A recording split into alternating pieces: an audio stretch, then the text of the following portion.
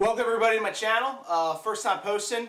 I kind of give you a little bit of heads up. Camera's not bad quality, but I don't have a boom mic. I don't have a lapel mic. So I do apologize if the sound quality is not necessarily at the snub. I'll get there, I think, as I go along, depending on what goes on. So, behind me I'm sitting on, you can see here, I've got a twin Daytona USA cabinet. I picked this up last weekend for a steal. And so I picked it up. The unit here that I'm sitting on, it does actually fully functionally work. It does turn on. You'll get a chance to see that here a little bit later. And then the one next to me, the master unit, actually turns on.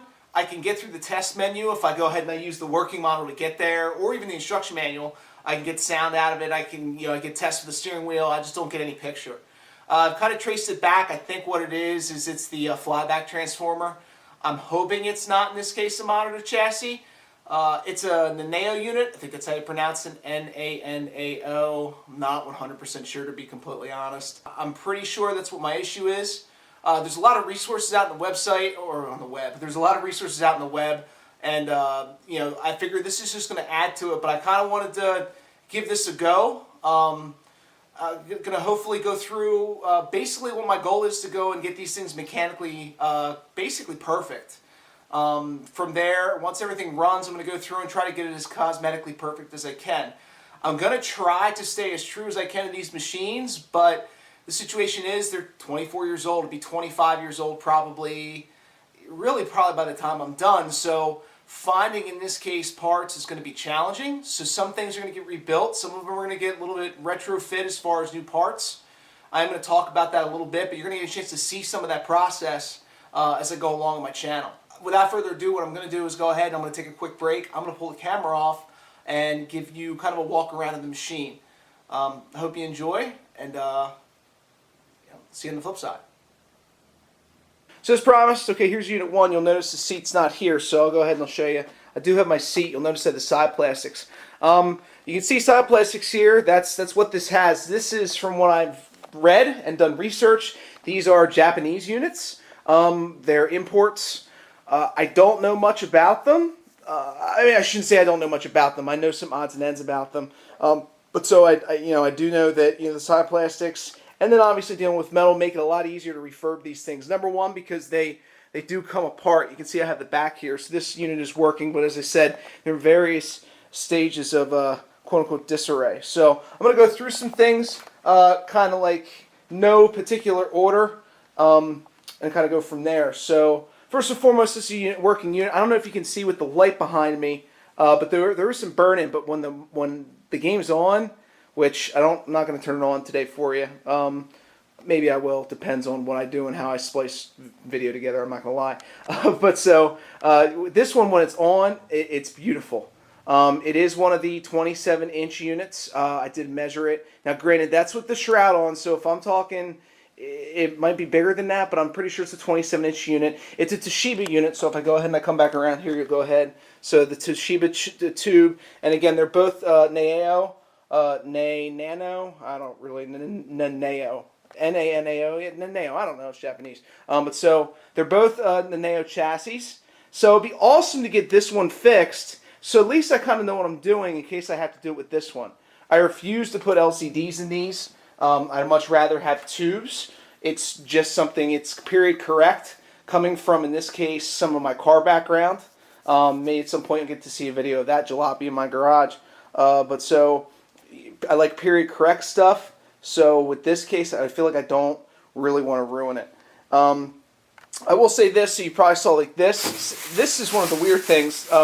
This bag, and there was one in each unit, was actually over top, okay, of what I'm going to call the main control box. Now I know there's a lot going on in this machine. I know that we've got a different control board for sound.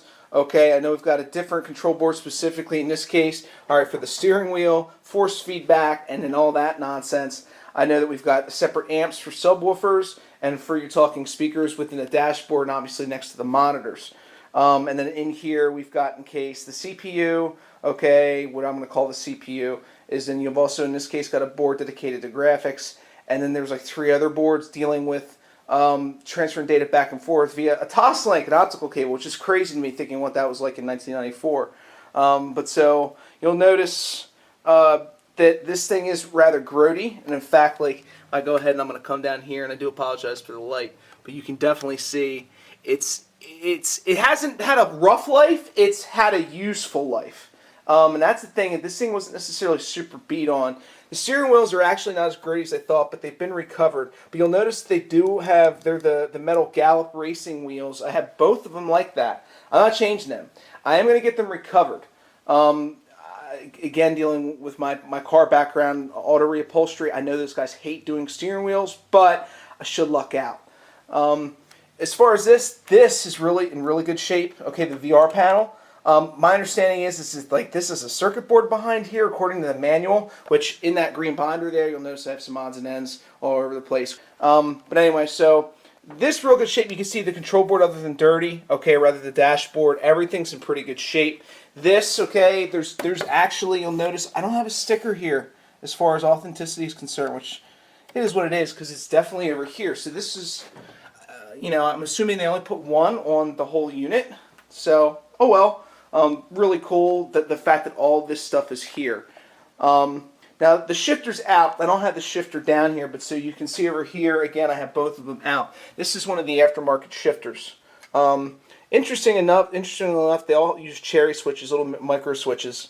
So I did find a source for them, so I actually ordered them. The aftermarket one's interesting because the aftermarket one uses 4 switches, even though the 4th switch is kind of not useful. Because the original unit, you'll notice, okay, with this connector, that's in here, you really can't see because of the light, but it's only got 4 wires. It's got 1 common ground, and then it's got 3 wires for switches. And so what it reads is each switch open, okay, if all switches are open, it assumes it's in 3rd, and then from there, 1st, 2nd, and then 4th. Interesting. The switches are probably the worst things about these, because they are small. They could have probably done a better job engineering them, but I'm not going to argue that for now. But so I have an original one that was in this unit, and I'm going to rebuild it.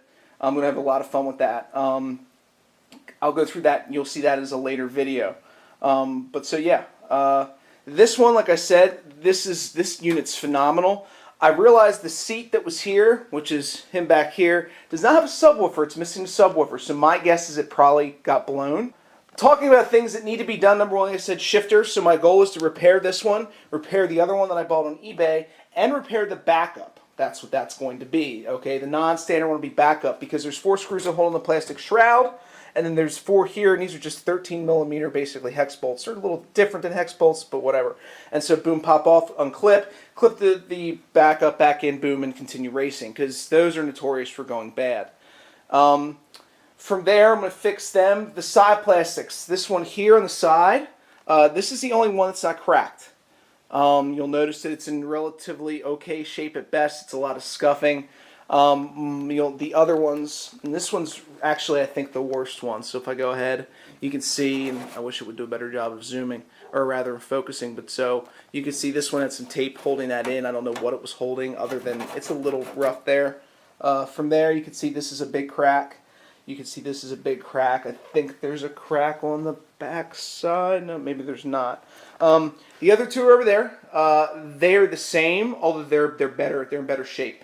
They both have cracks though. So ultimately, my goal, what I'm going to do is I'm going to go ahead and I'm going to repair them. I'm going to ask on forums. I'm on a forum right now. I forget now, and I'll definitely throw that out because they're a bunch of great guys, real friendly, real helpful. But so if I repair them, I'm going to treat it like, in this case, an ABS bumper repair. I'm assuming that's what they are, is their ABS. I'll have to double check. What I'm going to do, most likely, this is my plan. As you can see, there's a lot of plastic in the back. There's the back side of the good one. I'm going to cut myself in an access port here in the back and then be able to go ahead and add in something. Filler, some expandable foam, anything, to go ahead and basically fill this hole. And then from there, what I'll do is I'll use epoxy resin and some fiberglass, and then basically get it to the point where I like it. In this case, use something like Rage Gold, which I've actually used on my multicade, my bar top multicade, to fill in some issues where I need to put T-molding. It's phenomenal. It's easy to work with. From there, I'm going to paint them. The hardest part is going to be the side art, except for the fact that I found a flat. Someone was selling one on eBay. I didn't want to pay the money. So he took a nice big picture of it. And what I'm going to do is recreate it in Adobe Illustrator. Again, have access to that, and then get it printed as a vinyl, and I'll have a sticker. The graphics are not super complex. I actually already have, in this case, a Vector Sega logo. The Daytona logo will be very easy to recreate. It already looks like they took, in this case, a checkered flag and used like a self-vectorized, like, it's strange. It looks like someone went through and went ahead and used image trace on it already. And this is simple, and actually going through and doing fades with Illustrator, I've gotten better at. I'm not great at, but so it'll be fun. That'll get that done. From there, some other odds and ends. You can see here, like, someone had this apart at some point. These are not where they belong, and that's probably one of the biggest issues I have with this. You'll notice again the seat is off because it was not attached to the hinge at all. I'm not really necessarily sure why. The hinge is in actually great shape, so it was partially only attached there. This machine has been worked on by a hobbyist or someone who didn't know what they were doing. You can see here, this is from the aftermarket shifter. You have these, which then go to a Molex connector, which then go, in this case, to this connector, which would plug into the shifter. And then I thought initially they cut the OE harness, which they did not. That have an adapter. So I'm going to make that much better because, yeah, that's poor. I hate shoddy wiring. My dad is a mechanic and he does a lot of electrical work, and that's really, I guess, where I get it from. So that'll be interesting. This VR panel here, you'll notice the red button is missing. I'm interested what size those buttons are. I haven't measured them yet. I'm going to pull one apart, take it up, and do some things and see. I know I've definitely, when I made my multicade, I bought things off Amazon on the cheap. So it'll be interesting if those buttons are kind of standard stock size, if I can just replace them. I'm going to find out.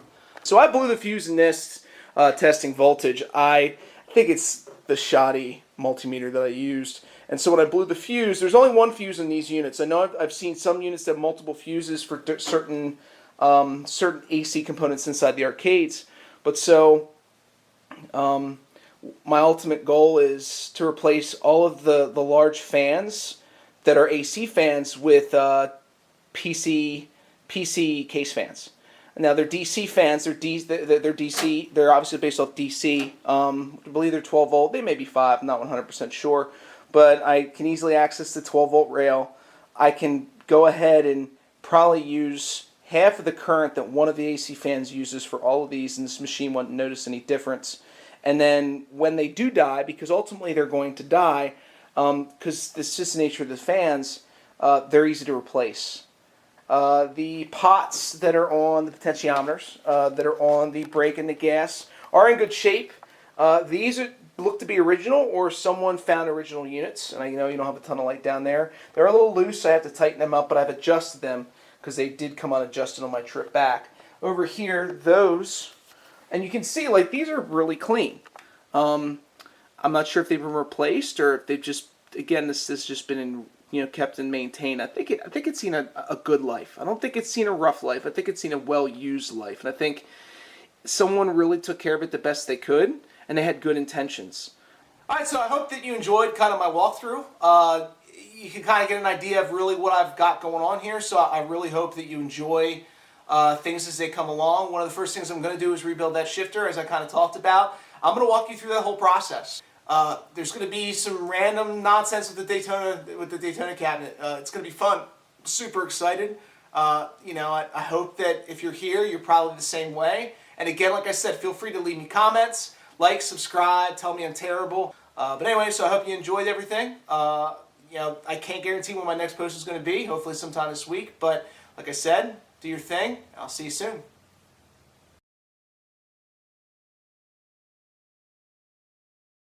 There's a spin.